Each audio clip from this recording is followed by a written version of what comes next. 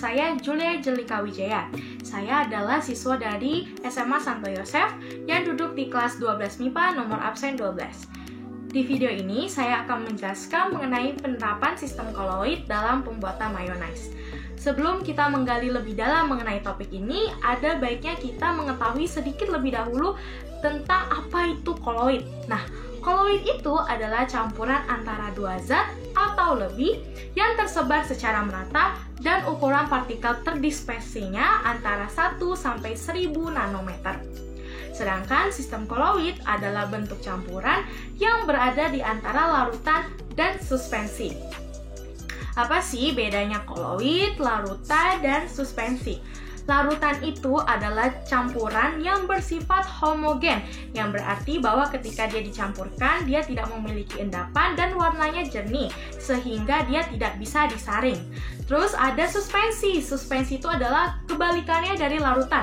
Dia adalah bentuk campuran yang bersifat heterogen, sehingga warnanya keruh dan memiliki endapan, sehingga dia mudah untuk disaring.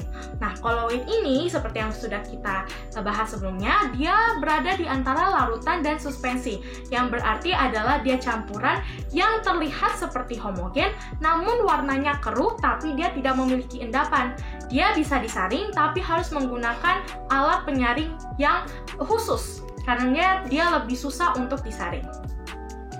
Nah, seperti yang sudah saya tadi sebutkan, bahwa koloid itu memiliki sifat-sifat khusus. Apa saja sifat-sifat khususnya?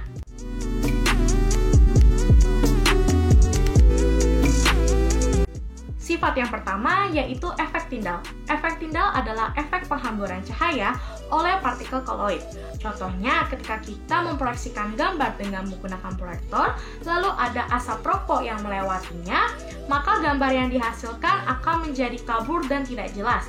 Hal ini disebabkan karena partikel asap rokok menghamburkan cahaya yang dihasilkan oleh proyektor, sehingga daya tembus proyektor menjadi berkurang. Yang kedua adalah gerak Brown. Gerak Brown adalah gerakan acak, gerakan tidak beraturan, dan gerakan zigzag antara partikel koloid. Gerakan ini diakibatkan oleh benturan yang tidak beraturan antara partikel koloid terdispersi dan medium pendispersinya. Benturan ini akan menyebabkan partikel koloid bergetar dengan tidak beraturan dan jarak yang pendek, sehingga menjaga koloid tetap stabil, tetap homogen, dan tidak mengendap. Yang ketiga adalah adsorpsi. Adsorpsi adalah peristiwa menempelnya muatan di permukaan partikel koloid. Hal ini disebabkan karena tegangan permukaan koloid yang cukup tinggi, sehingga apabila ada partikel kecil yang menempel di permukaan partikel koloid akan susah lepas. Maka apabila ada muatan yang menempel di permukaan partikel koloid dapat menjadikan koloid itu bermuatan. Yang keempat adalah koagulasi. Koagulasi adalah peristiwa terjadinya pengendapan pada koloid yang dapat terjadi akibat rusaknya stabilitas pada koloid atau penggabungan antara dua partikel koloid yang bermuatan berbeda sehingga menimbulkan partikel yang lebih besar atau yang disebut dengan endapan. Nah, koagulasi ini dapat disebabkan oleh pemanasan, pendinginan, pembusukan, penambahan elektrolit, lalu pencampuran antara dua partikel koloid yang berbeda muatan, dan yang terakhir adalah elektroforesis. Nah, salah satu contoh koagulasi dalam kehidupan sehari-hari adalah penggumpalan susu yang basi.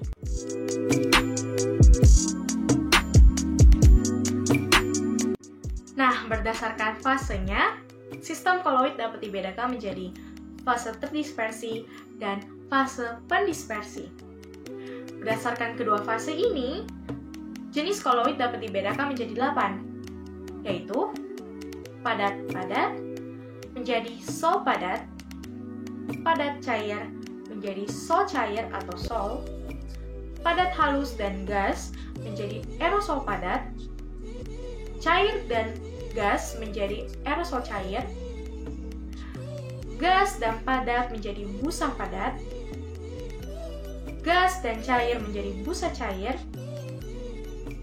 cair dan padat menjadi emulsi padat, dan yang terakhir, cair dan cair menjadi emulsi.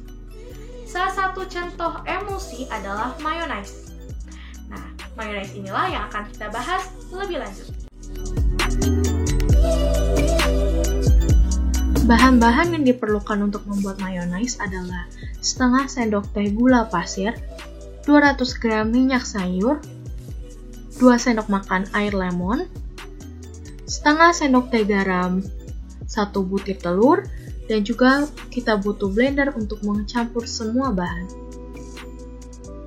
Pertama-tama kita pecahkan 1 butir telur ke dalam blender. Setelah itu kita masukkan setengah sendok teh gula pasir,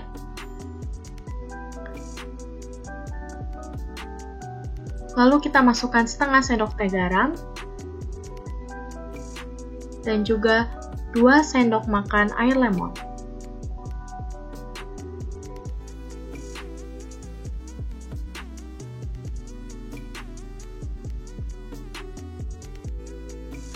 Lalu kita tutup blender. Setelah itu nyalakan blender. Setelah tercampur semua, baru kita tuang minyak perlahan-lahan sampai semua minyak sudah tertuang ke dalam blender.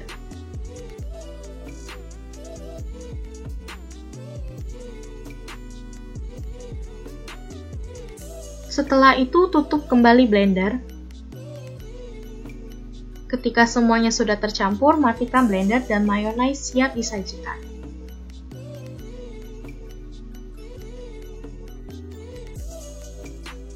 Setelah menonton video pembuatan mayonnaise tadi, kita dapat menyimpulkan bahwa pembuatan mayonnaise adalah salah satu penerapan sistem koloid di dalam kehidupan sehari-hari kita. Mengapa demikian? Karena sebetulnya mayonnaise itu sendiri adalah koloid. Nah, mayonnaise itu adalah salah satu jenis emulsi cair, di mana fase terdispersinya cair, yaitu minyak, dan fase pendispersinya juga cair, yaitu larutan asam. Di sini kita menggunakan sari lemon. Dan kita juga membutuhkan bantuan dari emulsifier yang berupa telur. Apa sih emulsifier itu? Emulsifier adalah zat penghubung yang menjembatani pencampuran antara zat terdispersi dan zat pendispersi. Dalam hal ini adalah minyak dan larutan asam. Mengapa kita butuh emulsifier?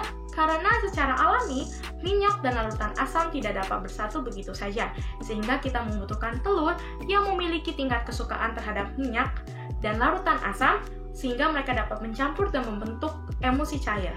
Ibaratnya, telur itu adalah mak comblang antara minyak dan larutan asam, begitu. Nah, sehingga dapat kita simpulkan bahwa dengan mencampurkan zat terdispersi minyak dan zat pendispersi larutan asam atau air lemon, kita dapat menghasilkan sebuah emulsi cair dengan bantuan emulsifier telur yang kita sebut sebagai mayonnaise. Demikianlah video dari saya. Mohon maaf apabila ada kesalahan dan semoga video ini dapat membantu. Terima kasih.